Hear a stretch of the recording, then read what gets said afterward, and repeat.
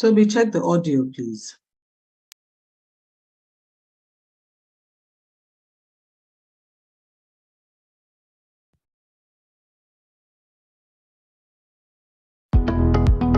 Welcome to our Caribbean and African Targeted Health Improvement Program, CATHIP Health Hour.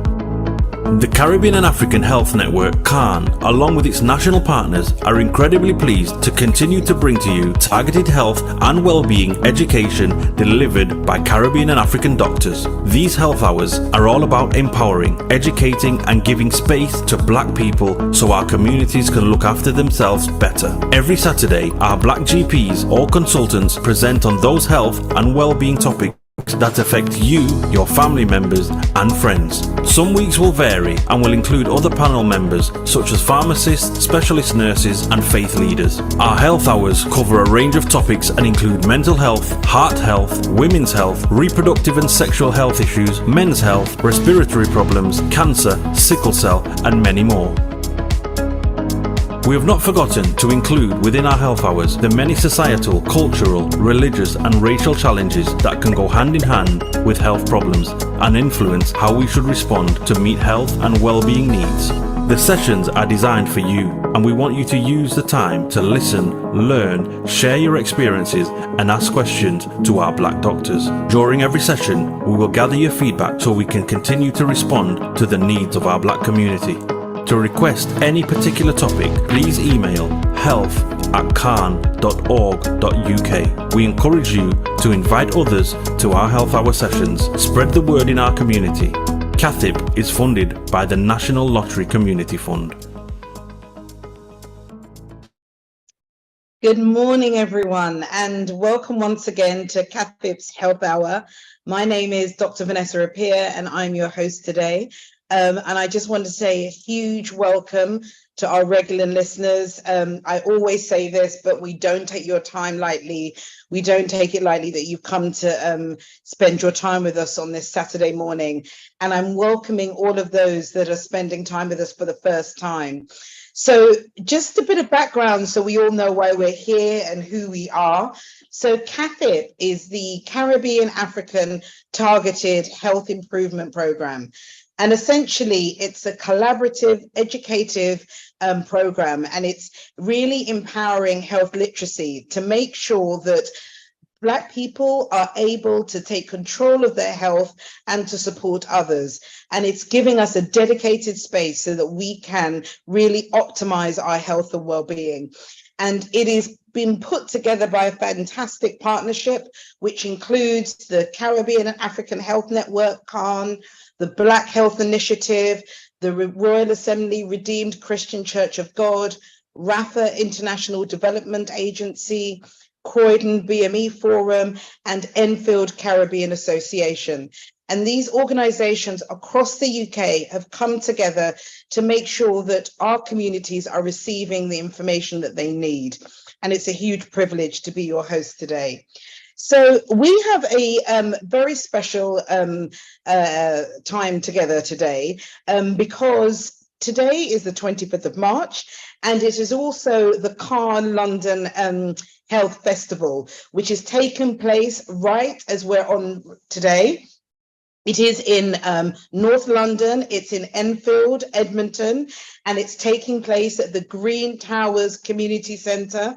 And it's really, it's a fantastic day of education, meeting people, networking, and just really having a face-to-face opportunity to optimize your health. And it's a family day. So anyone that's listening here, we're really urging you that as soon as you've finished, if you are in London, please get down there and really get involved in all the activities that we have there.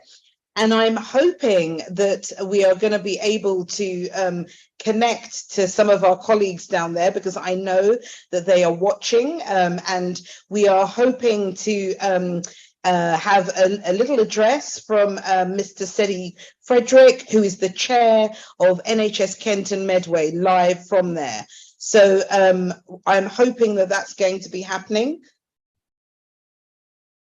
whilst we're kind of pushing that in the background, I just want to kind of signpost you about today, because we are going to be hearing about how to have confident care and management of our beautiful Black skin.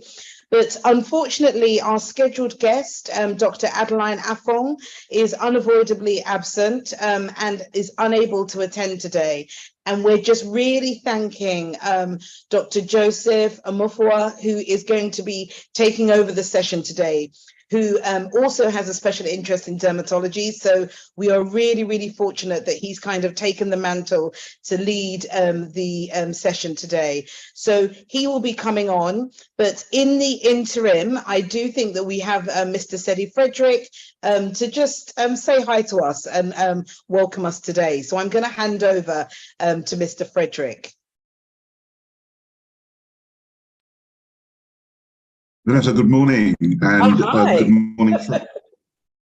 good morning, friends and colleagues. I'm Sedi Frederick, and I am chair of NHS Kent and Medway, but more importantly today, I'm also chair or co-chair of the NHS London-sponsored Inspire project. The Inspire project came about following a lot of work over the COVID vaccine rollout period to engage and build trust amongst Black communities across London to increase the take-up of the COVID vaccine, and that was very successful. But what it also did was raise an awareness of the level of health inequalities across Black Londoners, and the Inspire project has been developed to try and really make a difference to the health and well-being of Black Londoners. This challenge, however, is not unique to London, as we know, and the work of CAHN, increasingly right across the country, is raising people's consciousness and awareness of the need for them to give more time to their health and well-being. We have a responsibility, which I think CAHN is certainly taking forward, to share knowledge, build confidence, build trust. And by doing so, I think we have a real opportunity to, in overall terms, improve the health and well-being of not just Black Londoners, but Black people right across the country. So delighted to be here today. I will never miss an opportunity to thank Charles and colleagues at CAHN for the amazing work they do. And I continue to be a supporter and to be engaged with the work of CAHN in the future. So thank you very much for the opportunity to say a few words. Thank you so much, Mr. Frederick. That is fantastic. And I just picking out 3 of your words about the importance of generating knowledge, confidence, and trust, and completely sums up the work and why we're doing this work. And I really want to just give a shout out to the London Health Festival as well, because I was actually at one of the Inspire events in Lambeth, and it was such a wonderful day, and it was great to meet people, share my medical knowledge, but also learn from communities about what's happening and what they need. So please, please, please, if you're in London, get down there. It's going to be a fantastic day. So thank you so much. And so I am going to be handing over to Dr. Joe, but as ever to everyone, this is a session for you. It's a session, as we've talked about, for you to gain knowledge and gain confidence. So please do listen for your questions in the chat. Feel free at the end of the session to raise your hand, and I'll make every effort to loop you in so that this really gives you the opportunity to ask the questions that you need. So, and also, whilst you are doing that, do tell us where you are, put your location in the chat, and call your friends and family to let them know about the Health Hour. So without further ado, handing over to Dr. Joe. Dr. Joe, thank you so much for stepping in. Fantastic. Thank you, Vanessa. Good morning, everybody. It gives me great pleasure to be with you here. I want to echo Cedric's words with regards to the good work that CAHN is doing and all the different officials, particularly Faye and Charles, who work tirelessly to make sure that CAHN is taking over. And we are doing everything we can to support the community and to educate our community. So Vanessa and I belong to a group of doctors who support CAHN, the best that we can with medical knowledge and with all that we can to make sure that the community is educated and uplifted. So today, unfortunately, our colleague, Dr. Adeline Afong, couldn't make it. She was inextricably occupied. And so you will have to make do with me today. And we will be talking about an interesting topic around skin, being confident, and how to care for beautiful Black skin. All right. I happen to be a GP. That's what I tell people. I just happen to be a GP. My special interests are mainly mental health, but I also undertake dermatology and minor surgery. So I remove lumps and bumps. I remove skin lesions. I have an interest in skin.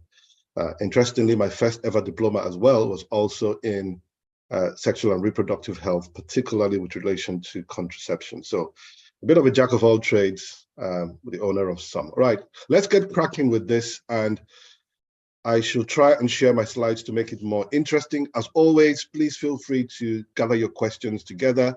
The session is meant to be interactive, so I will only speak for about 15 or 20 minutes to engender interest and to try to open our minds up to the subject. And if you have specific questions, then we can go. Like I always say as a disclaimer as well, what we try to do in these sessions is not to cover absolutely everything, because these topics are huge topics, and so we try to pitch it at the level with regards to what we think will be useful for your day-to-day consumption. And so it's really important that I say that, because there's a lot that can be said about skin and skin problems. All right. So I am going to start sharing my slide. Let's just scroll this up.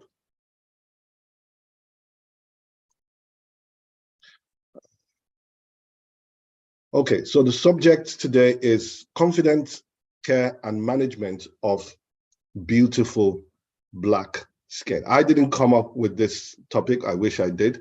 But I like the way it's been put, because I really do think that Black skin is beautiful. And I think we need to appreciate that concept on a day-to-day basis. By way of introduction, skin conditions in dark skin are often challenging to deal with. That's the truth. It's difficult to manage. It's difficult to diagnose. Sometimes it's difficult to understand, especially for our Caucasian colleagues. Now, up until recently, and I don't think it's actually started yet, but when you talk about dermatology or skin problems, when they're being taught in medical schools, dark skin was not used to teach medical students. And so most of our colleagues who, even the Black and ethnic minority colleagues who schooled here, have little knowledge about skin conditions in dark skin because it's not being taught here. We started a campaign a few years ago, and I think, because I do teach, one of my hats is that I teach medical students, especially fifth-year medical students. And one of the things I think they're trying to introduce is that concept. A medical student wrote a book a few years ago called Mind the Gap, because he was in medical school and found out that, hey, all this stuff that they're teaching me about skin, I don't see dark skin, and he was dark colored. And so it makes it incredibly difficult sometimes for your GP, who is not a skin specialist, to actually make a diagnosis, because he's not been used to it. The book that he wrote, Mind the Gap, is freely available online. I would strongly recommend it, but we are hoping to change that tide where more of this knowledge. I'll give you a practical example. I worked in a place in the north of Manchester, and I noticed that a lot of the African and dark-skinned people were being sent to me who had skin conditions. It took me a while to figure out the fact that a lot of my colleagues, it wasn't a discrimination or anything. They just didn't know how to deal with it, and they just sent it to me, and it was easier. So anyway, the skin is the largest organ in the human body, and it serves to protect us. So how it looks could be a reflection of our overall health. And so it's really important that we look after our skin, that we take care of it. You can often tell sometimes how well somebody's doing. There are certain things you can even make a diagnosis of, some thyroid problems, just by looking at somebody's skin. You can know if they're iron deficient by looking at their nails and their skin.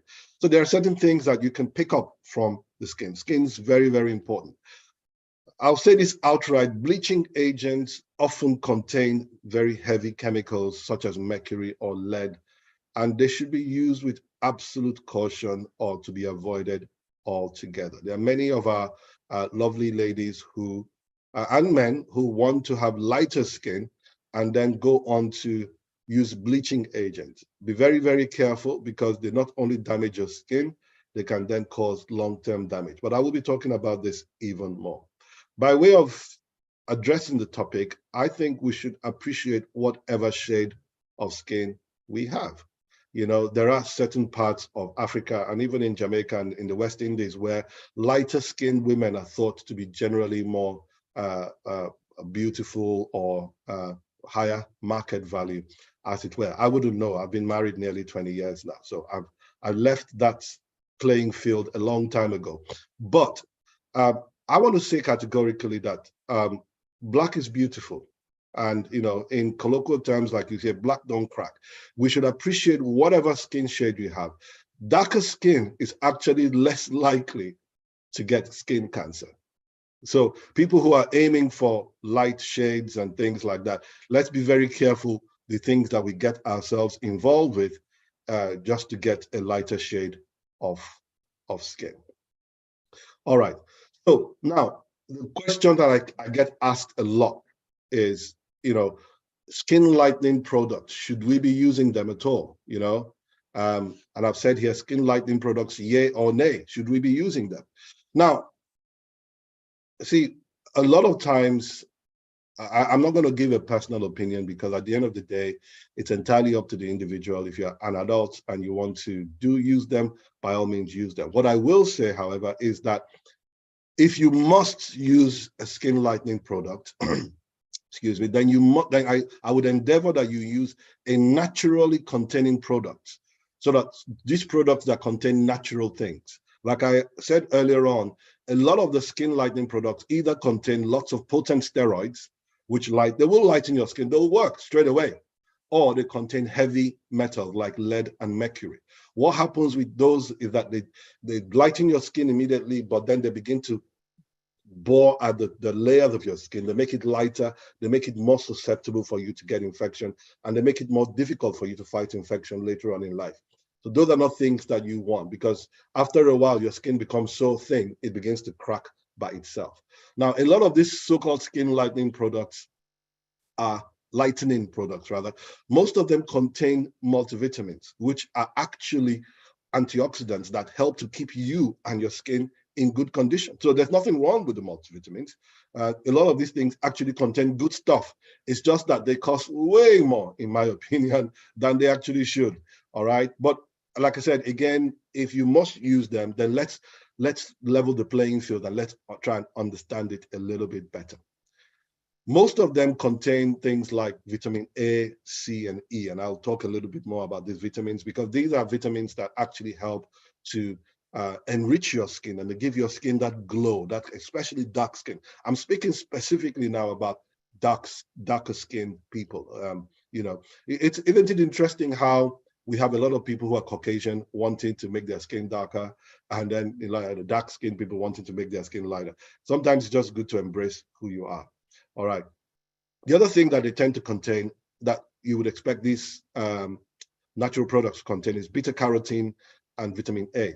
In these are chemicals in the body. Beta carotene is converted to vitamin A, and I've tried to help us out by listing some of the foods that we see every day that contain beta carotene. So things like carrots, sweet potatoes, dark green leaves, spinach, ugu, bitter leaf, all of those dark green leaves, all those things contain lots of lovely beta carotene. Red bell peppers, a lot of us here cook with red bell peppers, broccoli, and peas. So you can see that if you went into a West Indian restaurant, already the food that you're eating is actually rich in a skin lightening product.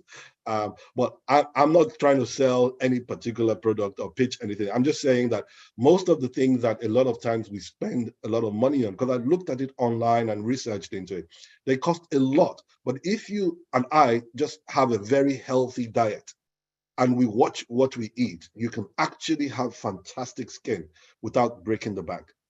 Okay, so, but all these things also come in expensive supplements, like, they come in, carrot seed oil, beta carotene capsules, or drinks. Now, just a word of caution here, excessive beta carotene use has been found to be, linked to increase in lung cancer risk in people who are smokers. So let's just be careful with that. One very, very powerful ingredient in almost every skin product that is on the planet is vitamin E. Vitamin E is a very powerful antioxidant. Research suggests that it reduces hyperpigmentation. Now, hyperpigmentation is darkening of the skin, and I'll be talking about conditions that cause hyper, which is darkening of the skin, and hypopigmentation, which is lightening of the skin. They also help in reducing skin damage. So any product that contains all these things, vitamin A, C, and E, beta carotene, vitamin E, by all means use them, because if they are naturally containing products like this, they are less likely to damage your skin. Other things that are worthy of mention, there's loads, I must say, but natural things, everyday things, papaya extract, pineapple extract, vitamin C.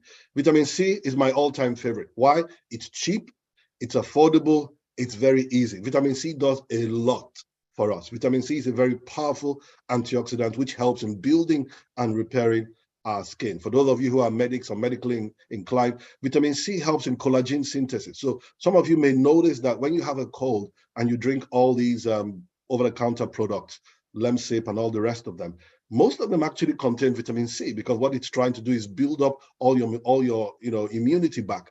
Vitamin C is one that you should definitely watch. Green tea extract, vitamin D supplement, all those things help in making your skin to glow and to maintain a good, healthy stand. Now, let's look at some common skin problems. I've tried to avoid gory pictures, and I'm mindful of time because I do talk a lot. I talk for a living. But I won't be able to exhaust obviously everything, but let's just look at a few common things and I'll put a few pictures there to help you find yourself or your relative or somebody in there. Common skin problems, that's eczema. The different types of eczema usually occurs around the face, the head, the neck, but it can occur in any part of the body, and it can occur in all these things we mentioned can occur in any individual, man, woman, boy, Caucasian, black, but let's particularly focus on what it looks like on black skin. The bane of the treatment of eczema is use of emollients like greasy creams, liquid paraffin, Vaseline, very effective. Also, some of them may require you to use steroids in order to get it better. Eczema is very, very common. Now, what a lot of my patients tell me is that prior to coming to the UK, for example, or, when they lived in the sun, they didn't have any skin problem. Then they come to the UK or they come to Europe, and immediately these things begin to flare up. A lot of it has to do with the humidity and the weather around here, which is very desiccating. It dries up our skin. So what we have to do, what you and I have to do, is to make sure that we moisturize a lot more when you're in this part. Many of you would have experienced this, and maybe you haven't taken note of it. When you travel and go on holiday, even just going down to Spain or to Portugal, where it's very nice and sunny, or to Barbados, you don't have all the skin issues. A lot of them just disappear. I experience it with my children. The skin problems they just go away. Why? It's part of the weather. So it's the dryness of the British Isles, and so you need to moisturize a little bit more. There's lots of different types of moisturizers, E45, Dipro base, double base, etc. There's an emollient ladder, which if we have time, we'll talk about that. Another type of eczema is atopic eczema. Atopic eczema is a subject that is poorly understood, but very common in black skin, very common in babies. Now, atopy, the word atopy it means a tendency towards an allergy. It's not an allergy itself. So that means you have the capacity or the capability inside of you to develop an allergy. That's what atopy means. So for some people, people who have atopy in their family, they'll discover that they have hay fever, they may have asthma, they may have eczema, they may have urticaria, some other skin conditions. Some people are unlucky and they have all these 5 things going on. But this particular type of eczema usually occurs around the flexure. So your elbows, your knee, behind the knees, and things can happen around the head and neck as well, around the chin, and even in the chest. Again, the treatment for the atopic eczema, the difference is very, very itchy. Very, very itchy, especially at night. So again, the treatment will reflect that in terms of the kind of cream to use, and sometimes even using antihistamines and other anti-allergy medication. So acne is a very common one, especially in the adolescent age. This can sometimes persist into adulthood. I have a lovely friend who's a pediatrician in London. He has adult acne, not very nice. The problem or the issue with acne is it's always around areas where it's visible. So your face, it can also be on your chest and on your back, but sometimes it can look quite unsightly like this.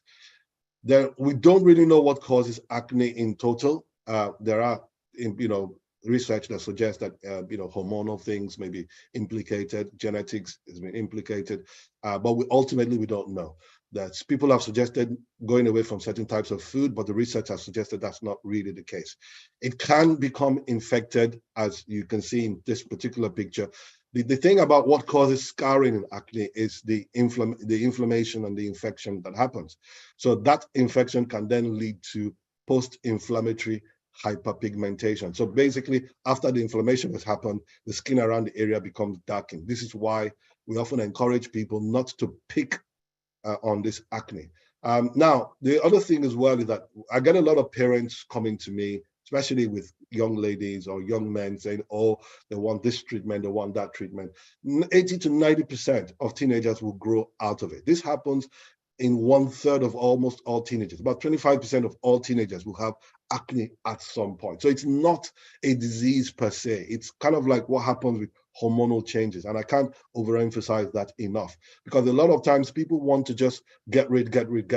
It's affecting their confidence. But what I always say to people is that, look, if this is part of your growing, if this is part of the changes that are happening within you, why are you having low self-confidence about it? Especially when 1/4 of the population of teenagers on the planet are getting exactly the same thing. So it's about changing the mindset. One of my special interests indeed is mental health. So I'm often in this conversation where I had this conversation with a parent once, and she was so amazed that she never really thought about it that way, because we're just looking at a quick fix. This is bothering my child's face. I need to get rid of it. But sometimes we don't have to medicate everything. We need to try and understand what's causing it. And that's part of what we're doing today. Acne is mainly hormonal. It usually happens with hormones, again, like I said, but, and the treatment can be very, very simple.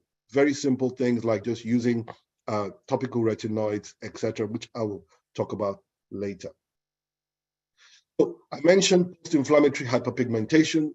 So this is a variety of conditions that can happen due to some sort of inflammation that's happened, either due to acne, psoriasis, any other skin problem. And then you get this darkening of the skin. And you see it a lot as people have grown older, because they've weathered a lot of storms in their lives. It's very, very common, but it's something that can be dealt with. Last push comes to shove, you cover it up with makeup. But by and large, there are things that you can use to reduce the unsightliness of this, because usually it happens around areas where people can see, and that's usually what the problem is.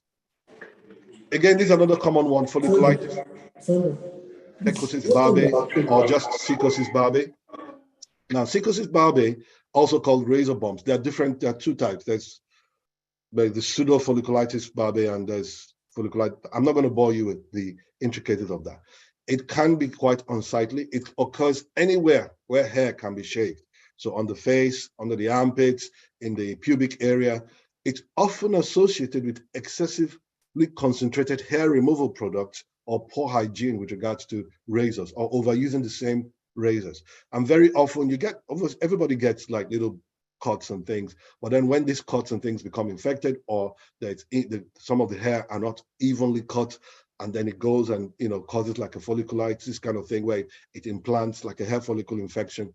That's when these things happen. It can be difficult to treat. It can be quite difficult to treat, and it can cause scarring and post-inflammatory hyperpigmentation, so a darkening of the skin in that area. One of the main thrusts of treatment for this, believe it or not, just let the hair grow. let the hair grow back.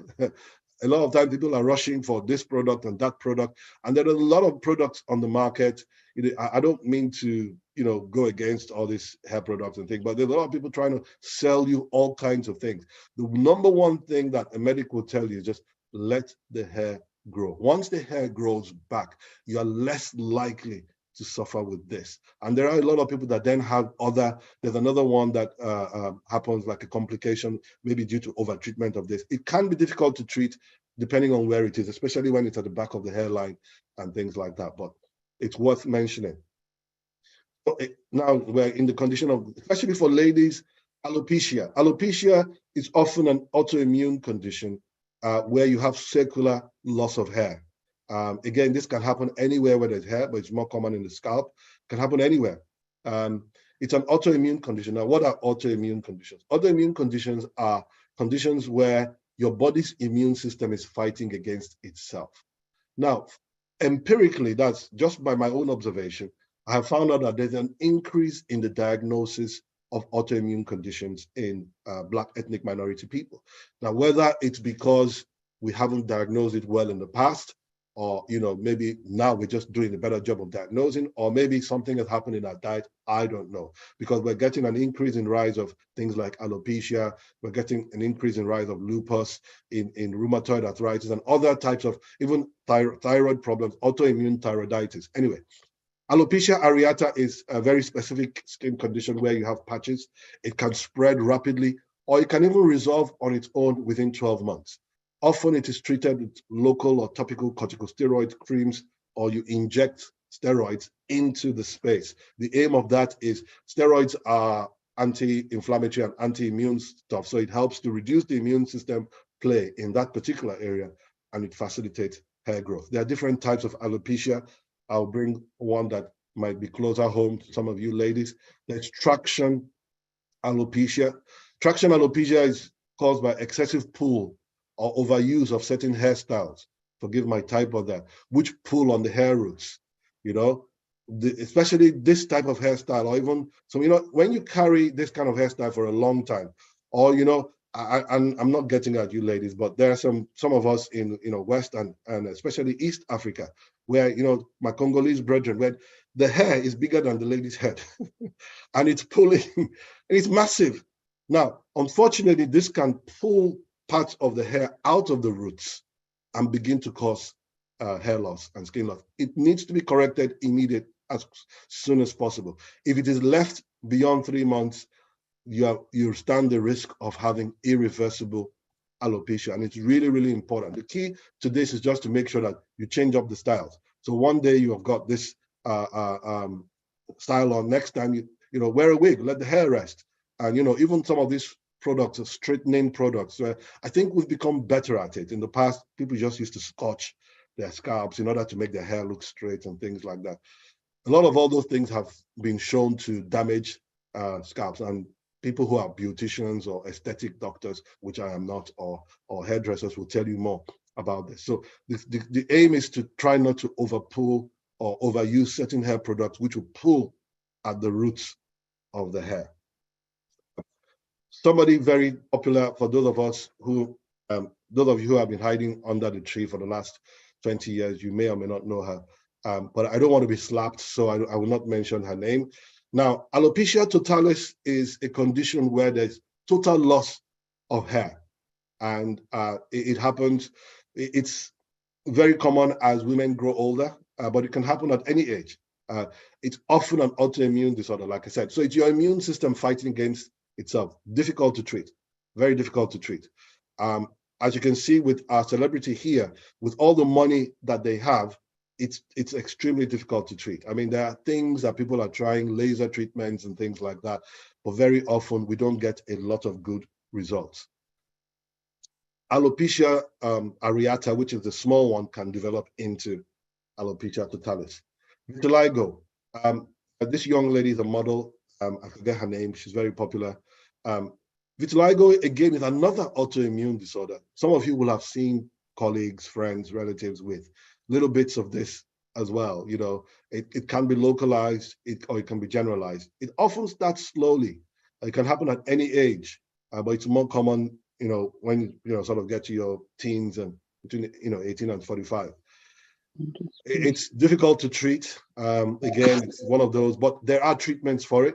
There's laser treatments. There are other things that are being developed now. Very often, these treatments can be complicated and can be expensive. On the NHS, there are certain things that we offer. There are certain things that will not be offered yet, and you may have to go private and go to a beauty clinic. One of the keys to this is to avoid sunlight. It helps with this, and also taking steroids. Corticosteroids often help because it's an autoimmune disorder. Steroids will help your immune system too. Steroids will lower your immune system so that your immune system fighting against itself will be reduced. It can be very itchy and uncomfortable. The mainstay of this is that it often affects confidence and self-esteem due to the high visibility. But as you can see with this young lady and so many other people, some people have decided to own it. And this is one of the things that I wanted to say in this talk, really, that part of the issues that we see with skin conditions, it starts with us beginning to own some of those things and say, you know what, I've got this, so what, and just be yourself. Enjoy being in your own skin because your skin is beautiful. I mean, look at this young lady. She's a model. She's making tons of money. She's internationally known. I forget her name now, but own it. Own it. There's somebody that's going to like your skin just the way it is. All right. Her name is Winnie. Winnie, yes. I'm not very good at. I don't forget faces, but names we may have an issue there. So melasma or chloasma or the mask of pregnancy. It's a darkening of the skin, very common in pregnancy, very often self-resolves. It can be difficult to treat when it persists. It's thought to be hormonally induced, very common between the ages of 20 and 40, but it can affect any age. It's hyperpigmentation or darkening of certain parts of the skin. There are creams and things that can be used for that. Right. Basically, I've tried to give it, in terms of most of these skin things, the bane of the treatment modality is either the use of emollients or moisturizers. You have topical steroids, which I would advise to use with caution and only at the advice of your doctors, because it can cause, it can make your skin to become lighter, which is an unintended consequence, but it can also cause thinning of the skin and opening you up to infections. Antibiotics can be used where there's an infection. Topical retinoids, some can be prescribed over the counter for acne and other minor skin conditions, but most of them are prescribed by specialists or by doctors. Specialist cream, which even GPs will not prescribe, things like Roaccutane, hydroquinone, tretinoin, etc. Most of these, in number 5, cannot be used when you're pregnant or if you intend to have a baby. So please be very, very careful. People go to Turkey, Spain, and all these other places and get prescriptions. Be very, very careful. Or to go to Nigeria and you just buy stuff. You have to be careful what you're buying and using because some of them may actually affect your kidneys. Roaccutane, for example, affects the liver and the kidneys. And so when we prescribe it here, we monitor your kidney and your liver functions. Whereas you go to a place in Africa and you can just buy it over the counter and nobody tells you what to look out for. Let's quickly talk about skin cancer, because we're talking about health improvement, aren't we? So a quick word I've said here, because I think it's really worth mentioning while we're on the subject of skin. I don't know what Dr. Adeline will have talked about, but I just thought, well, let's keep it simple and try and look at things that are relevant to our everyday existence. Basically, there are 3 main types. There's others, but there's 3 main types of cancers that affect everybody: Black, Asian, Caucasian, Aborigines, etc. But the most common cancers in Black skin is squamous cell cancer. Squamous cell cancers are like little rodent ulcers. They look like tiny little volcanoes. They dip in the middle and they have like an edge. They're usually small and they begin to grow bigger and bigger.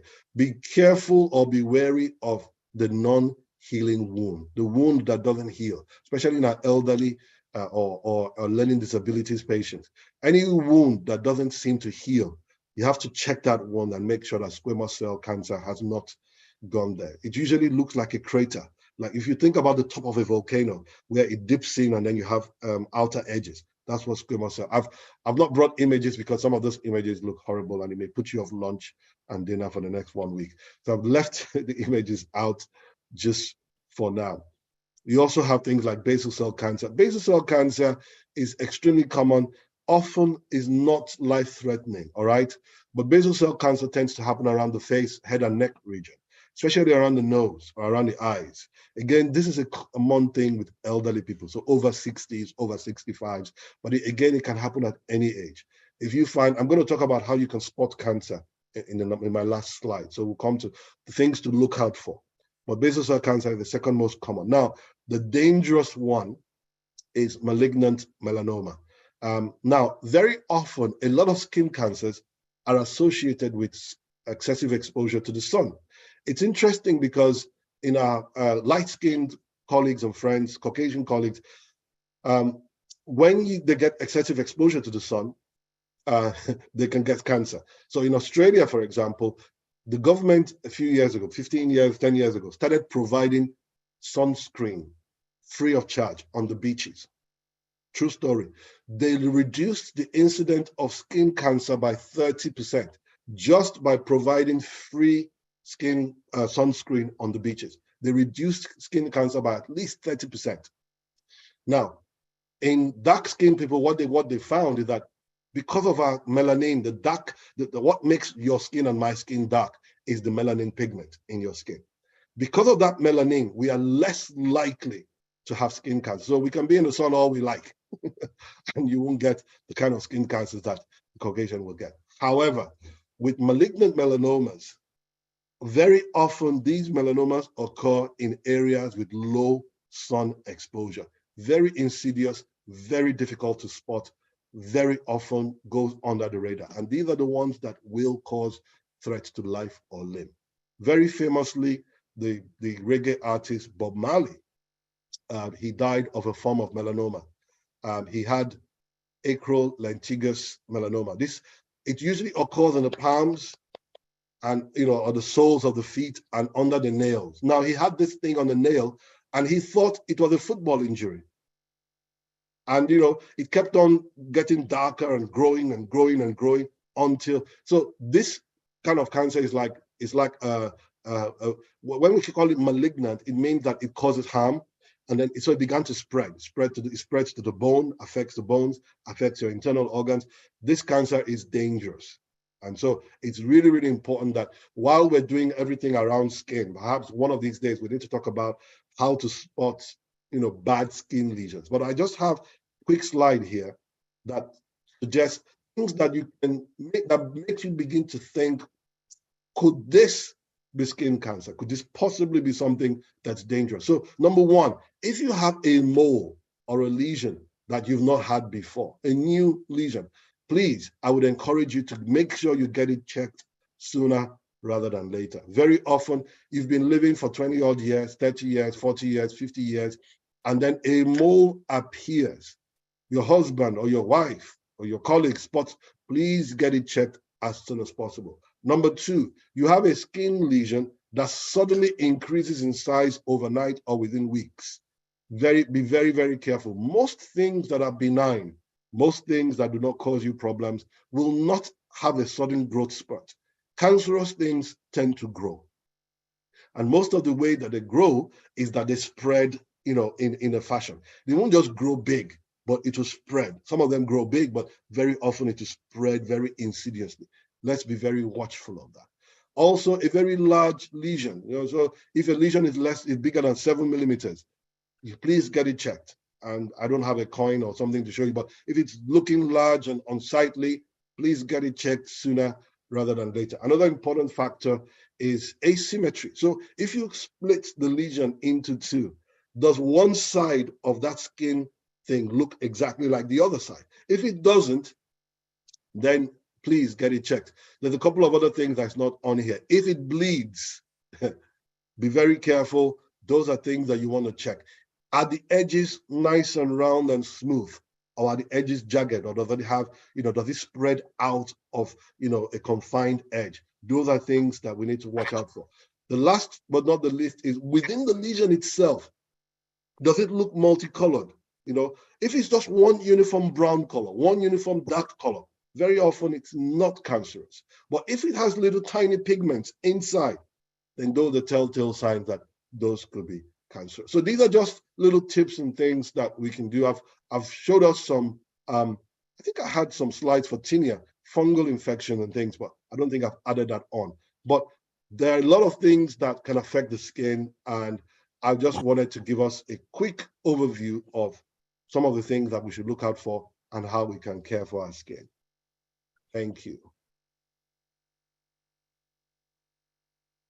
Thank you so much, Dr. Joe. As always, you've given us such a fantastic overview, and questions are coming in thick and fast. I think it's, you know, as you said, it's an area that is important to so many of us, and many have been eagerly listening with their questions. So first of all, someone's picked out something that you didn't focus on, and as you said, there's so much to focus on, but is one of those areas, keloids. That comes up quite a bit. So they wanted to know what causes keloid and what's the best treatment. Okay, very good. Thank you, Vanessa. Let me add you to my screen so that I can see you. Great. There we go. So now, thank you for that. I actually had it, but look at the time. You know, I could spend all day talking. So there's keloids and there's hypertrophic scars. So keloids often come from damage to your skin, and it's more common in dark skin. So keloids are thought to be an overgrowth of your skin. So what happens in wound healing process is that your skin cells multiply quickly to try to cover up for that wound that's happened. Places like cesarean sections or surgical scars where you've had an injury. Now, the problem with keloids is that there's an overgrowth of that, and it's more common in certain individuals, the genetic, but it's more common in Black people. So how do you deal with it? There's a lovely drug called triamcinolone. It's a steroid that is injected into the keloid, and it shrinks the keloid and gets rid of it. There's also hypertrophic scars. Hypertrophic scars are slightly different. They may need to be excised. The problem with keloids is that if you cut it off, you just produce more keloids. So we try not to do that. Very often, we try and inject. Again, keloids are caused by a hyperimmune response. So one of the mainstays of keloid treatment is to either both cut it off as well as inject corticosteroids into that place. Somebody has put a question that I didn't hear the treatment for acne. Okay. They're all coming thick and fast. I'll let you go, Vanessa. You ask the questions. I'll correct, but no, there's some great questions. And again, thank you everyone for engaging. And if you want to speak, please feel free to put your hand up. We're here. But just to pick up on something else, because I'm also receiving messages privately as well, is that what's the best treatment for athlete's foot and skin fungal infections, especially on the back? And I, always the disclaimer that we're here giving advice, but not individual management. But yes. Yeah, so that's interesting. Athlete's foot is caused by a fungus. It's a living organism. So the main thing with athlete's foot is to try and understand where it's come from. So athlete's foot comes from a fungus that likes warm and moist places. So one of the things we tend to advise people in the first place is to make sure that you keep your foot or your limb away from moist, warm places. Number two, when you go to the gym, public spaces, make sure you've got adequate footwear to protect you from other things. But the main thing is there's a plethora of treatment for athlete's foot. The thing with all these fungal things is that they can be difficult and it takes long to treat. So there's different types. There's miconazole, which is my personal favorite, but there's miconazole, there's all sorts of antifungals. You can either use powder, you can use cream, or you can use tablets. Sometimes we do a little bit of a combination of both. Even there's a shampoo that is often given.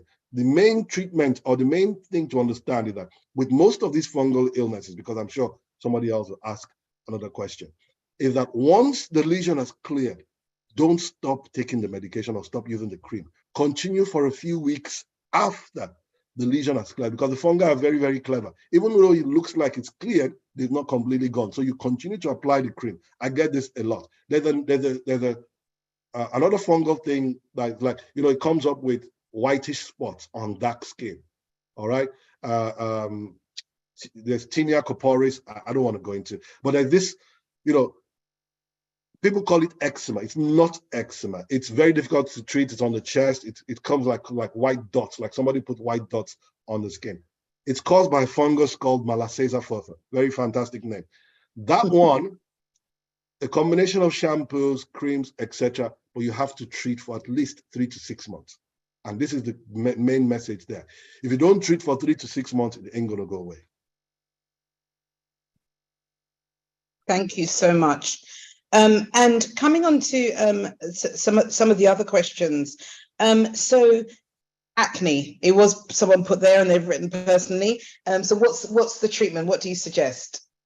So there's again, there are many layers depending on where the acne is and how widespread. So for example, if it's just localized to your face, localized to your chest, we can give you a cream for that. There's the peroxides, benzoyl peroxide, you know, there's the tretinoins, isotretinoin. You can use all those ones easily.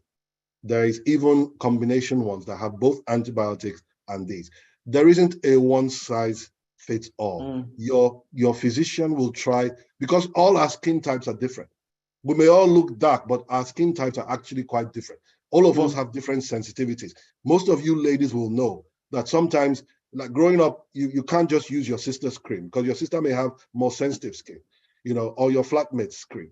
So all our skin types are actually subtly different. So what we tend to do is to try the common ones with less side effects. One of the ones that I like to use is called Duac.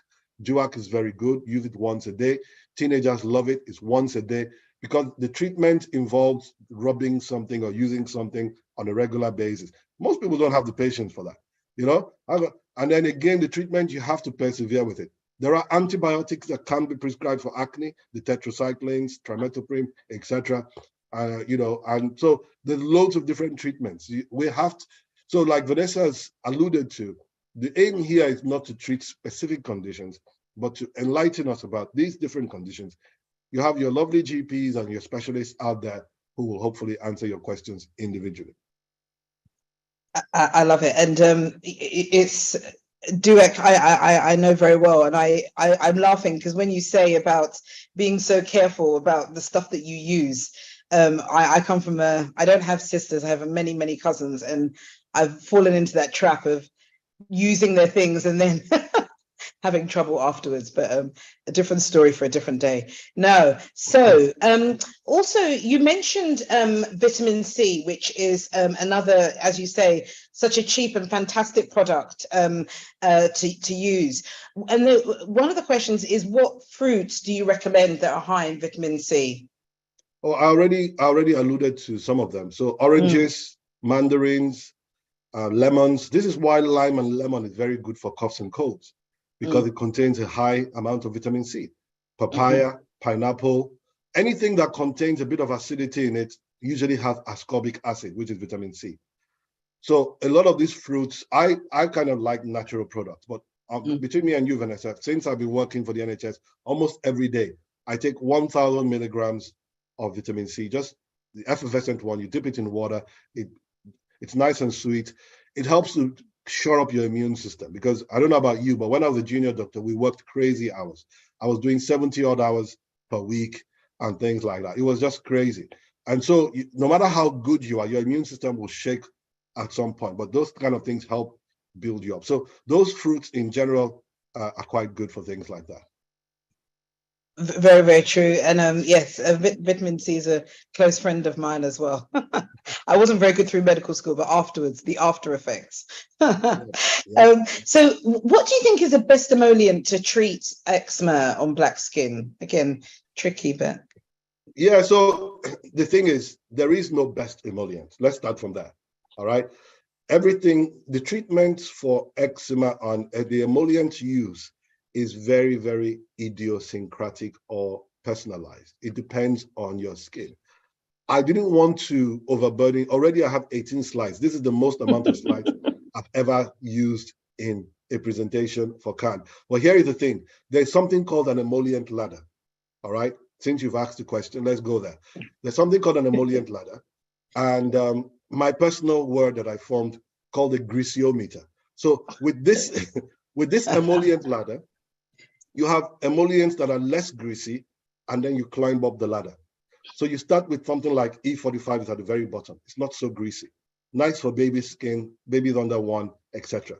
But not everybody will respond to that. Then you can move on to something like diprobase.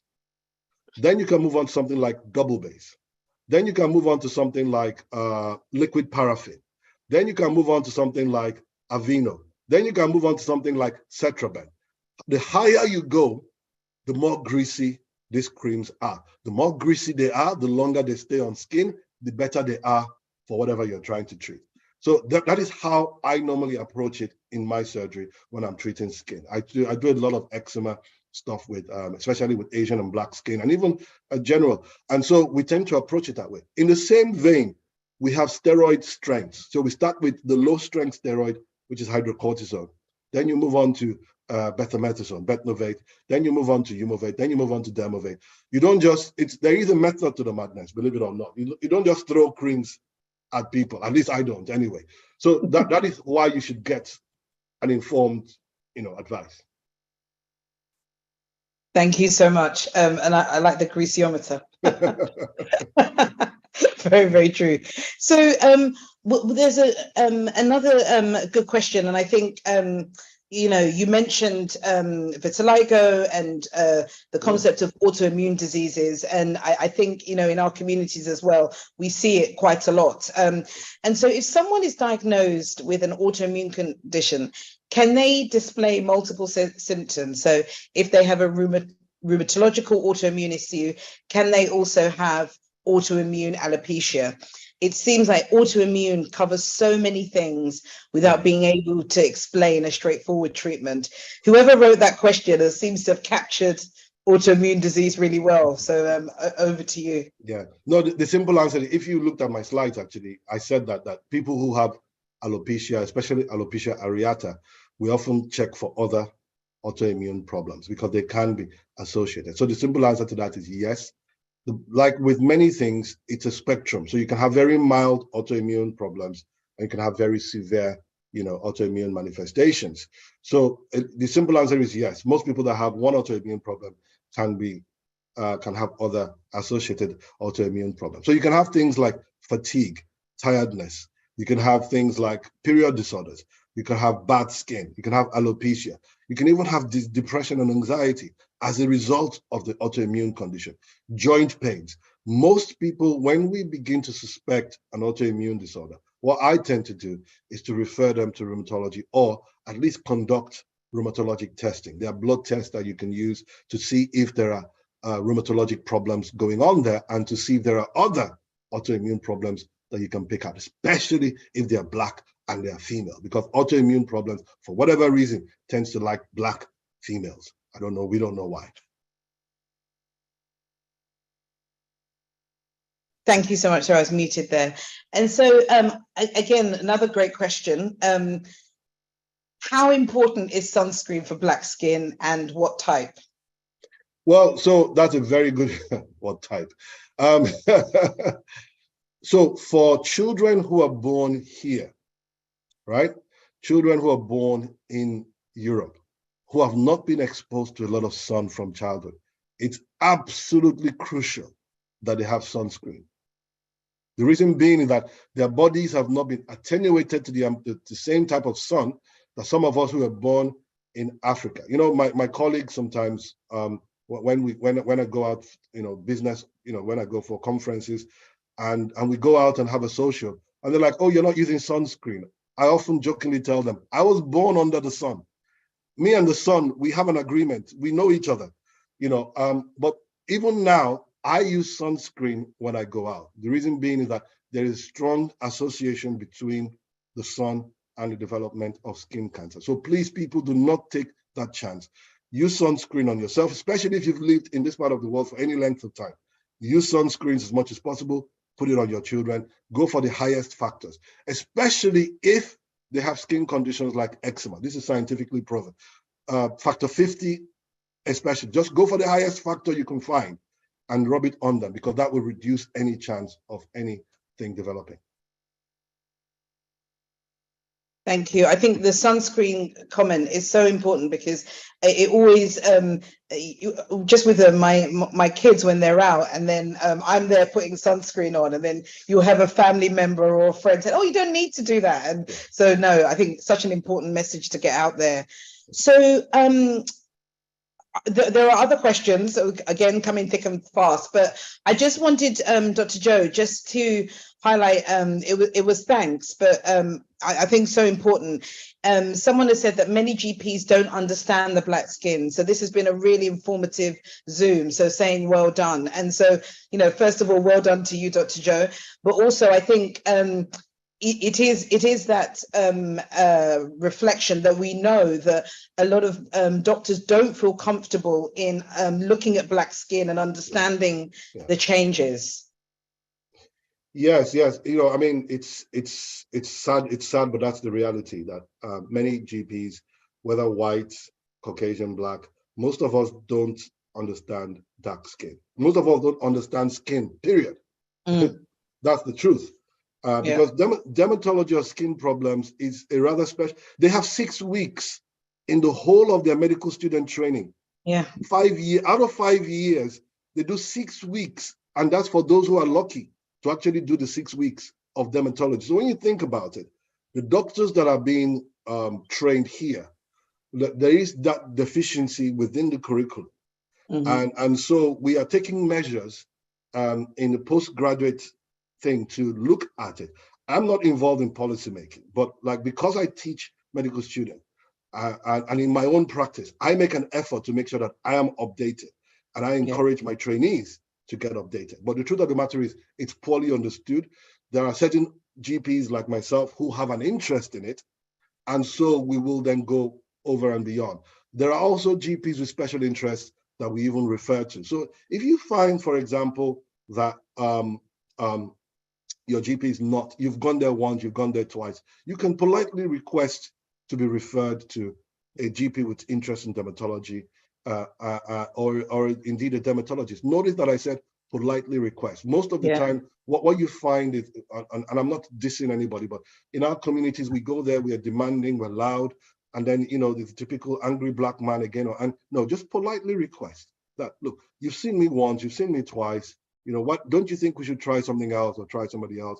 And they will refer you. Never mind that there's a 3 to 6 month wait to actually see the dermatologist in many areas. But, you know, it's one of those that I'm hopeful that in the next 5 to 10 years that these things, but this is why we do these talks, Vanessa. This is why we get engaged in things like this, so that we can bring more light. I was privileged to speak the Royal College of GPs, you know, a couple of years last year, and they wanted to know about how certain things affects black stuff. So there is now the appetite for the knowledge, and CAHN is doing a great job. The CATHIP is doing a great job in terms of bringing that awareness, DHI, you know, to make sure that we are bringing more clarity to communities. I think that, it's crucial. And I think that aspect of knowing that we can ask for additional support or alternative support. And what often happens is that, you know, as Dr. Joe, there's no recriminations, but what often happens is that we are so frustrated because we are not being seen, and we're not being responded to as needed, that it can be really agitating. And so it's just to acknowledge that there are other options. So do seek it and ask for that as well. No, thank you, Dr. Joe. As ever, I'm trying to fit everything in. So someone has commented about, related to dermatology and skin, is about underarm and smelliness under the arm, and this is a preteen child, so there's concerns about using perspirants as well, antiperspirants, sorry. So just wanted to get your reflections on that, please, Dr. Joe. It depends on how old the child is, but I think most of these antiperspirants are, they're okay to be used. And I think so the thing is, puberty is coming earlier and earlier and earlier. With the onset of puberty, they begin to grow hairs, they begin to develop body odor and things like that. So I think it's really important that A, you encourage personal hygiene. B, there's no harm in them, teaching them how to shave or shaving it for them. C, please use antiperspirants. There's no proven harm to teenagers or preteens in using antiperspirants. It's really important. All my kids use antiperspirants without any issues. So I think it's really important that that goes out there, because you don't want, part of the thing that affects confidence is if you go into a crowd and you smell funny, and people begin to make fun of you, and children are very cruel. Children can then begin to make fun of other children. So you don't want your child to stick out. Get them perfume, get them antiperspirant. By all means, let them smell nice, and it boosts their confidence as well. Why do you think men use cologne before they go out, and things like that? So it's really important that you help their self-esteem in whichever way you can. Great, thank you so much. I just wanted to acknowledge there was in some of the private messages, so someone has commented that they have small patches of lighter skin on their legs, circular in shape, and none bigger than their little fingertip, and mostly a little bigger than 2 pinheads. I wanted to acknowledge it and for Dr. Joe to comment on it, but again, as we say, with all of this, we would advise you to go to your GP and explore it further. Yeah, I mean, even if I saw the picture, it would be difficult for me to make a comment. Very often with skin conditions, the way I was taught by my dermatology people, you not only see it, you feel it, you put your hand on it, you roll on it, you see what it looks like. So there are a lot of, we can't comment. I wouldn't even encourage you to come here and talk about individual issues. If you're worried about it, go to your GP. We have a system. I don't know about other GPs. You can send in photos. If I'm not satisfied with the photo, we can then bring you in and take a look at it. So it's really important that if you're worried, I always tell my patients, because very often people are reticent. Oh, we don't want to disturb you. And I'm like, please disturb. That's my job. For you, we are here because we want to help people. So if you're worried about anything, even if it looks trivial, even if it looks inconsequential, all right, at the end of the day, if you're worried about something, please go and see the health professional. This is one of the problems I have with our people. We're often very reticent, apart from the fact that there's issues with access. We have our own issues with trying not to access things, especially if you've not had a good experience in the past. Don't allow your bad experience to stop you from going forward to get the treatment. Because one of the problems with melanomas, which I failed to mention, is that very often, because our skin is dark and the melanoma is dark, it's often late in the diagnosis. And many people have died. That's what happened with Bob Marley. By the time it was diagnosed as being melanoma, it was too late. It had spread. And eventually it killed him at the age of 36. You can imagine if Bob Marley was still here and still making music. So I think it's really important that we emphasize that. Please, if you're worried about anything at all, listen, the NHS is your right. It's about how you go about it. You can politely request that this is what I want. Put it in writing. I got a lovely letter from a 92-year-old gentleman the other day saying that I have this problem. I would really like to have an appointment. I really liked the letter. I gave him an appointment immediately. Politely request. There's no harm in it. Please get it checked out. Thank you, Dr. Joe. And it is really picking up on those points that you've just said about, empowering to ask, because a couple of people that I've mentioned the scenarios have said they've tried with their GP and they haven't been satisfied with the response, and so what next? And I think, not to completely paraphrase you, Dr. Joe, but you're saying to persist and ask, if asking directly verbally isn't the way, then write in and say, but don't stop, because if you're not happy with it, we are I always say as doctors, it's our privilege to be doctors, and it is our privilege to be in the NHS, and the NHS is for everyone on this call. So yeah, just to emphasize that. Yeah, it's really, I mean, you spot on, Vanessa. It's absolutely, look, listen, there's a shortage of GPs nationwide. The government says 2,000, the Royal College of GPs says 5,000. There's a shortage of doctors, even there's people like Vanessa, there's a shortage of them. There's a shortage everywhere. So what you and I need to do is to make sure that if there's a problem that's bugging you, persist, write in, get more appointments. I had a young lady, a mother of 3.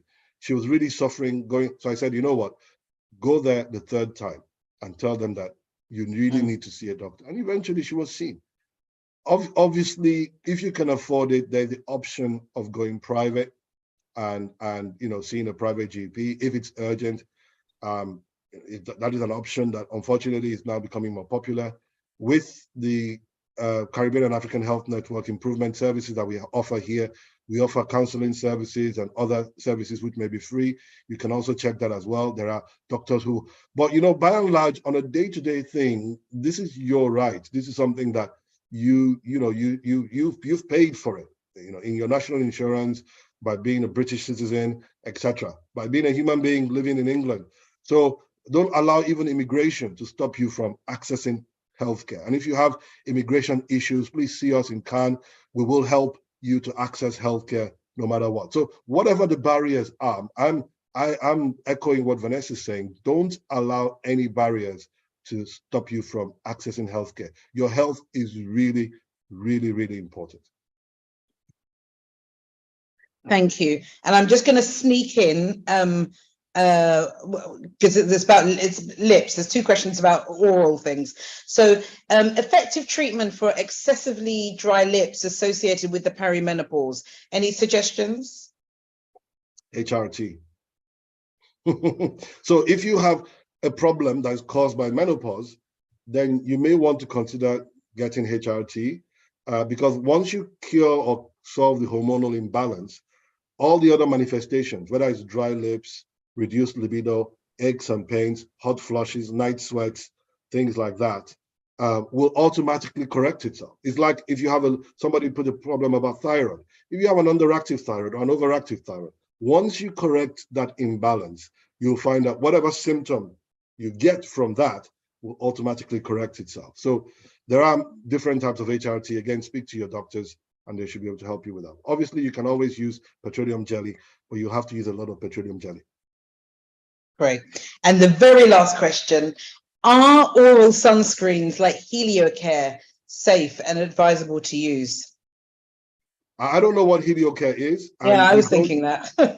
we don't, I tend to stay away. If you noticed, I didn't mention any particular product, I didn't mention any particular because A, we're not being paid to sponsor the product, but B, I don't want to sway your mind one way or the other because I'm an NHS doctor and, so I'm not going to, but the truth of the matter is any good sunscreen. And look, one of the problems I have with dermatology in general is that a lot of these fancy products that people put on the market and charge, a lot for it, they're always cheaper and equally effective versions of it. So find the cheapest sunscreen you can find. Take my word for it. That's what I do. I always go to the shelves. I find the cheapest paracetamol, cheapest sunscreen. My wife said I may have Scottish blood. I don't believe her. But I find the cheapest because in this country, everything is quality control. I can't speak for Nigeria. I'm Nigerian. Can't speak for Congo. All right. I wouldn't speak for Jamaica. But in this country, if you have sunscreen on the shelf, it's already quality tested. I just go for the cheapest one. There are, like I said, if you've got a skin problem like eczema, dry skin, go for the higher factors because that's more protective. But by and large, they're all the same. Perfect. Dr. Joe, thank you so much. As always, absolutely fantastic. And again, a massive shout out because we know that it was Dr. Adeline Fong, who unfortunately couldn't be with us today, that was supposed to be here, and Dr. Joe jumped in and has given us a fantastic presentation. So thank you, thank you, thank you. Just thanking all of you that have been listening for all your questions and engagement. We couldn't be here without you all. Thank you to all the CATHIP teams that are here. I'm just going to hand over to Percy, who's going to give you more of an update and announcements. But just the last shout out for the London Health Festival in Edmonton today. It's been going on from 10 a.m. It finishes at 5. If you're in London, get down there. It'll be a great day. It's a family day. Bring your family and friends and share together. Okay, handing over to Percy. Someone had cut the circuit breakers and then someone... Thanks so much, Dr. Vanessa. Just to say massive thanks to you. And also very much thanks really goes to Dr. Joe for anchoring the program really in terms of the content and what was covered. I know it's a very broad topic to try and get through really, but I think we've done our part really in trying to get through most of those things really that really matters to our community. So thanks to the both of you, and also thanks Dr. Vanessa once more. That was brilliant. So just to say thanks to those as well that are on the program really. Thanks for joining in. Thanks for coming along really on another busy Saturday. We know, I mean, taking time out from your day to attend the event, we know it's not easy. So thank you so much for that. Just a couple of things to update us on before we go. So like Dr. Vanessa already mentioned, really, we're having a health fair in Enfield. So please feel free to come along. The details are in the chat box. So just to say massive thanks for those that are already there, really. I know it's been streamed live at the venue now. I'm there myself, really. So look forward to seeing some of you later on as well. Then also next week, we have another brilliant topic coming up. It's going to be on menopause. I know we touched on it a couple of weeks back, really, but I think the appetite is there, really, in terms of the audience to know more about it. So that will be coming up as well. And yeah, same time next week as well, we'll be having that. Then also we'll have our Healthy Hearts program as well. That would be in on Tuesday evening. So please feel free to join that as well. Then just to say massive thanks really to all our partners really that have come together to make this program a success. So to CAHN, to BHI, that's the BHI, to the Redeemed Christian Church of God as well. Just say thanks to them. To the Enfield Caribbean Association, to Rafa as well, to Croydon BME. Just say massive thanks to all the partners. Really appreciate your support and for pulling the resources really to make the program a success. So thanks everyone, and wishing you a brilliant Saturday. Bye for that.